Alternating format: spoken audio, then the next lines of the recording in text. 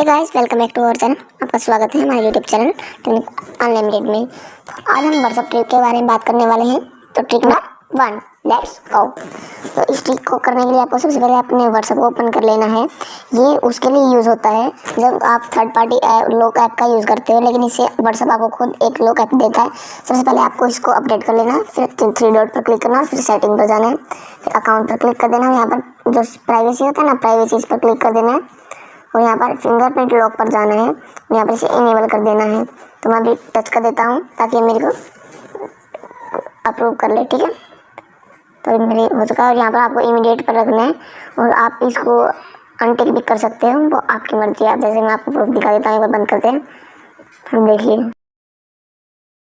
Trick number 2, इसमें अभी आप जब किसी ग्रुप में ऐड होते हो और वो आप बहुत ज़्यादा मैसेज आते हैं तो आपको क्या करना है, इस पर जाना है, यहाँ पर 3 डॉट पर यानी ग्रुप इन्फो में क्लिक कर देना है और यहाँ पर आप नीचे आएंगे तो यहाँ पर आपको डिसअपीयरिंग मैसेज का मिलेगा और आपको यहाँ पर ऑन कर देना है।